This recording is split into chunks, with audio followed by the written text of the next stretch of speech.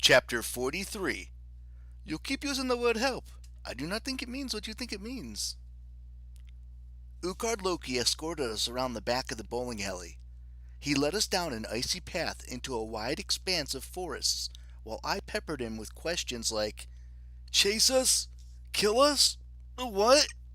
He just patted me on the shoulder and chuckled as if we were sharing a joke.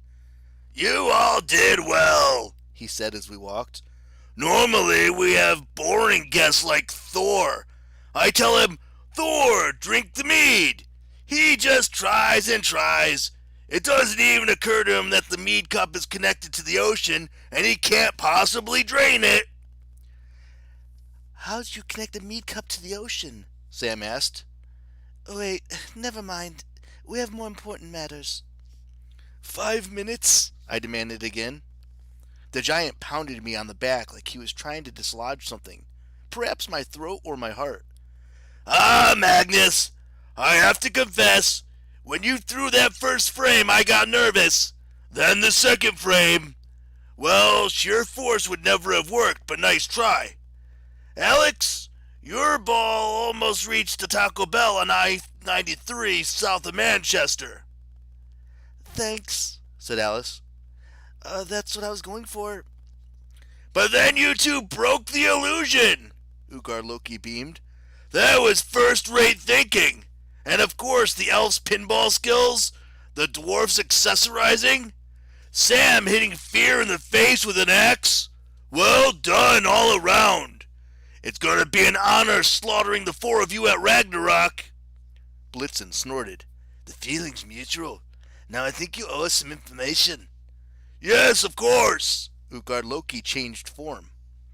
Suddenly, the goat killer stood before us in black furs, soot-smeared chainmail, and iron helm, his face covered by a sneering wolf faceplate. "Could you lose the mask?" I asked. "Please?" Utgard Loki flipped up his visor. Underneath, his face looked the same as before, his dark eyes gleaming murderously. "Tell me, my friends, have you figured out Loki's true goal?" Hearthstone crossed one palm over the other, made his hands into fists, then pulled them apart as if ripping a sheet. "Destroy." Utgard Loki chuckled. "Even I understood that sign. Yes, my pinball wizard, Loki wants to destroy his enemies, but that is not his primary concern at the moment." He turned to Sam and Alex. "You two are his children. Surely you know." Samira and Alex exchanged an uncomfortable look. They had a silent, very sibling-like conversation. "Do you know?" "No, I thought you knew." "I don't know. I thought you knew." "He led you to the White's Barrow," Utgard Loki prompted. "Despite my best efforts, you went there, and—" "There was no hammer," Blitzen said. "Just a sword. A sword I hate very much." "Exactly!" The giant waited for us to put the pieces together.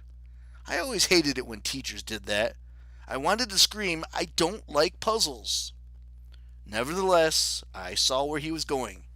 The idea had been forming in my head for a long time, I guess, but my subconscious had been trying to suppress it. I remembered my vision of Loki laying in his cave, tied to pillars of rock, with the hardened guts of his own murdered children. I remember the serpent dripping poison in his face, and the way Loki had vowed, "Soon enough, Magnus." "Loki wants his freedom," I said. Utgard Loki threw back his head and laughed. "Ha ha ha!